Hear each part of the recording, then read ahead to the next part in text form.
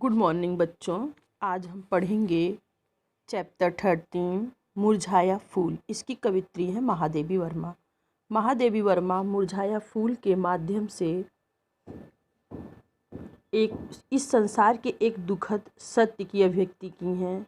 जैसे फूल मुरझा जाता है तो उसे कोई नहीं पूछता है, यह स्थिति मनुष्य की भी होती है। तो इसी से संबंधित फूल के माध्यम से बता रही हैं।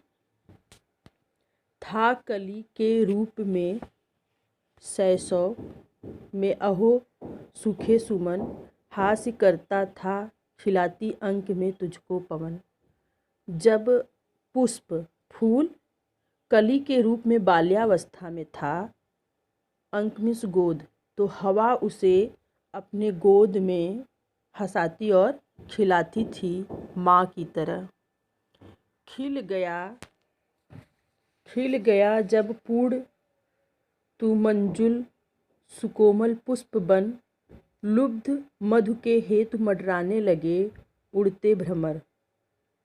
मंजुल मतलब सुंदर, लुब्ध मतलब आकर्षित करना। जब फूल पूर्ण रूप से खिल गया, सुकोमल पुष्प सुंदर पुष्प बन गया, फूल बन गया, तो भौरे उसके लिए मधु के लिए उसके ऊपर मडराने लगे। स्निग्ध किरणें चंद की तुझको हंसाती थी सदा, ओस मुक्ता जाल से सिंगारती थी सर्वदा।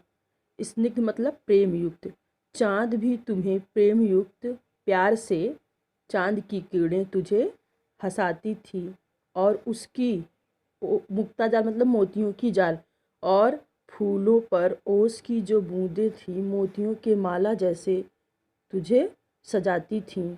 वायु पंखा झल रही निद्रा विवश करती तुझे, यत्नमाली का रहा आनंद से भरता तुझे। और हवा तुझे पंखा देकर सोने के लिए विवश करती थी, और माली का यह प्रयास रहता था कि वह तुझे कितना खुशी दे दे, कितना आनंद दे। आनंद देने के लिए वो इतना प्रयास करता था। कर रहा अटखेलियाँ इतना सदा उद्यान में, अंत का यह दृश्य आया था कभी क्या ध्यान में। उद्यान में बगीचे में फूल जो है अपनी अटखेलियाँ दिखा रहा था। क्या वह कभी सोचा था, क्या वह ऐसा सोचा था कि कभी उसका भी यह हालत होगा, यह दृश्य होगा। सो रहा अब तू धरा पर शुष्क बिखराया हुआ, शुष्क मतलब सूखा हुआ। अब तुम हवा पर, अब तू पृथ्वी पर सूख कर बिखरा हुआ है। गंध कोमलता नहीं, मुख मंजू मुरझाया हुआ, मंजू मतलब सुंदरता, और न तुझमें सुगंध है न कोमलता है, और तेरा चेहरा भी अब मुरझाया हुआ है। आज तुझको देख कर चाहक भ्रमर आता नहीं, वृक्ष भी खोकर तुझे हाँ आंसू बरसाता नहीं। और आज जो है तुम्हें देखकर भौरे भी नहीं आते हैं, भ्रमर मीन्स भौरा, और वृक्ष भी, जिस पेड़ से तुम टूट कर नीचे गिर गए हो, वो पेड़ भी तुम्हारे लिए आंसू नहीं बहाता है।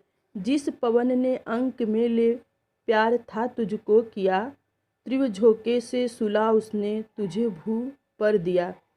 जो हवा तुम्हें प्यार से अपने गोद में लेकर झुलाता था, प्यार करता था, और वही हवा ने तेज झोंके से तुझे पृथ्वी पर गिराकर सुला दिया।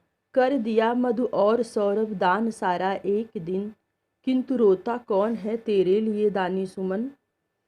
तुमने अपने शहद और सौरभ में सुगंध सब कुछ दान कर दिया, किंतु तुम्हारे लिए कौन रोता है। हे दानी पुष्प, हे दानी फूल, तुम्हारे लिए कौन रोता है। मन व्यथित हो पुष्प, किसको सुख दिया संसार ने, स्वार्थ में सबको बनाया है यहाँ करतार ने। व्यथित मतलब दुख होता है, करतार मतलब परमेश्वर।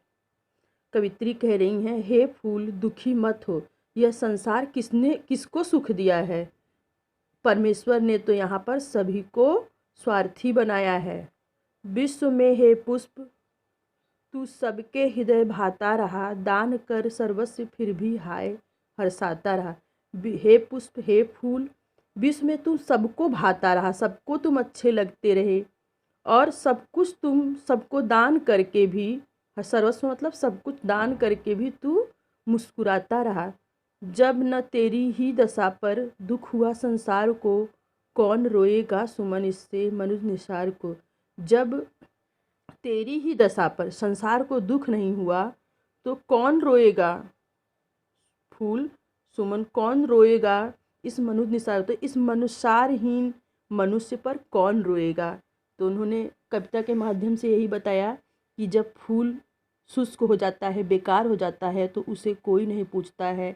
ठीक इसी तरह से मनुष्य जब बेकार हो जाता है या उसके पास जब कुछ नहीं होता है तो उसका भी साथ सभी लोग छोड़ देते हैं।